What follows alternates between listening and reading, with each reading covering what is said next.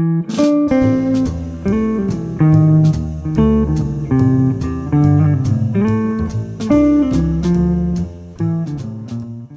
what is going on? Welcome to the video, welcome to the channel. My name is Jazz. Okay, got a lot of cool new stuff in Warframe going on this week.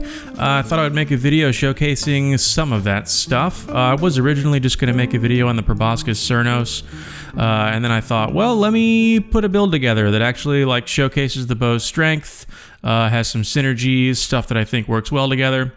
So I decided to do a Protea build. I'll tell you why here in a sec, and I'm also using the newly reworked Glaive Prime. So let's go ahead and show you what I've been working on. Here's my Protea build.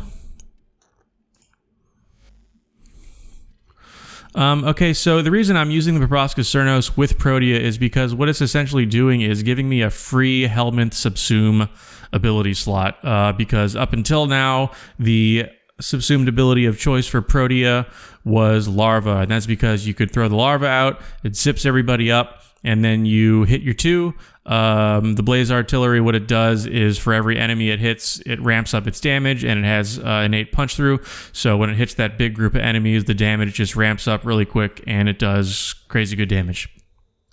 But with the Proboscis Cernos, we pretty much have a substitute for Larva. The bow doesn't have quite as far of a range as the Larva potentially has, and it doesn't have quite as strong of a pull, but it's still really good, and you can use it instead of it. So, yeah, I went back and forth for a long time trying to figure out what other Helminth ability to use with Protea, and I ended up settling on Resonator. And the reason for that is because as I was using her in high-level Steel Path missions and survivals and things like that, I found the upkeep on her shield gating to be a little bit, not prohibitive, but just sort of annoying for me to maintain. You know, as time would go on in a survival, you get mobbed by more and more and tougher enemies. You know, the shield gating mechanic, you know, I like to do that sometimes. I was going for something a little bit different with this build, and I didn't want to have to keep worrying about it. And what the Resonator does is just gives me a little bit of extra breathing room. So enemies aren't constantly focused on me, and I can worry about casting my abilities, you know, shooting my bow, throwing my glaive, hitting my blaze artillery, all that kind of good stuff that I want to be doing, okay? Aegis and Energize are just really good choices for Protea. Aegis for the shield regeneration, and Energize because she's very energy hungry. She's casting a lot of abilities all the time. So these two are pretty good. One thing I might switch out later on is instead of Constitution, figure out a way to get some more duration on her. Sorry, not duration, range, because of the charm radius of Resonator. Scales with range, so as it rolls around, the higher your range, the more enemies it can charm, and will start following it and not trying to shoot you. But this works for now. Also, I would probably ideally have Prime Sure-Footed up here. It would take some more form to do that, which I may do in the future, but if you've got it, you know, it can go there, or Handspring also works really well. Okay, the build I settled on for the Proboscis Cernos is a Heat Viral build.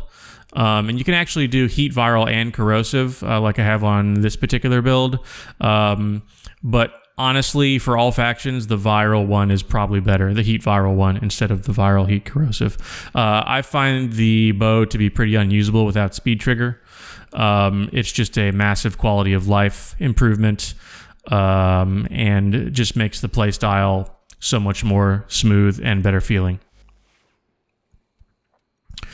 Okay, on the Glaive Prime, I'm running a pure heavy build. This is a very, very typical heavy build. Volatile Quick Return is really great because you have that 100% extra blast radius. Even though you are grouping the enemies up with your Proboscis Cernos, having the extra blast radius for those massive slash procs to get enemies outside of the tentacles grasp is really super nice. Okay, for a companion, I'm just going with the Panzer Vulpaphyla. Just a reminder, you can use Hunter Recovery with the Panzer Vulpaphyla, and you will regenerate 30% of the health based on the damage the Vulpaphyla deals with the spores. So super nice for healing, even though this isn't really a health-based build. I just left it on here anyways because, for one thing, I like the Panzer in general, and if I ever get a little bit of chunk and taken out of my health, then yeah, I recover it immediately. Okay, so let's go ahead and show off kind of what this does. Get some Gokstad officers in here. So one thing you can do is shoot your bow and hit your 2. All right, pretty good.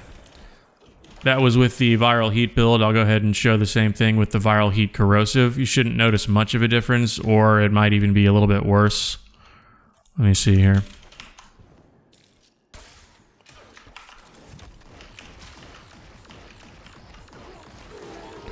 So I think the Viral Heat one was a little bit better. Gives you some more viral stacks when the bow projectile explodes.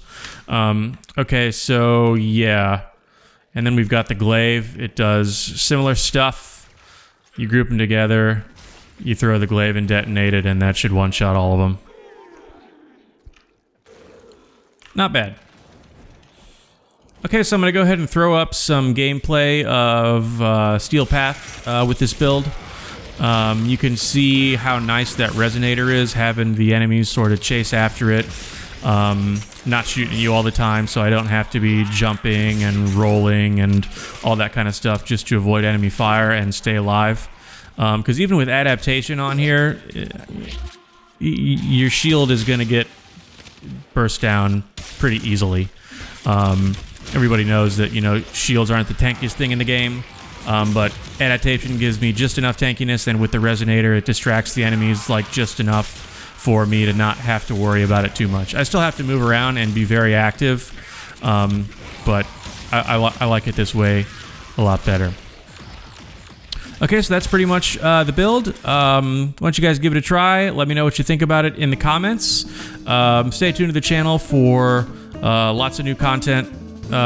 Really want to be checking out a lot of the new stuff in the new Deimos Arcana update. So we'll be putting up some videos about a lot of the new stuff hopefully soon. And thanks for watching. I'll see you guys next time.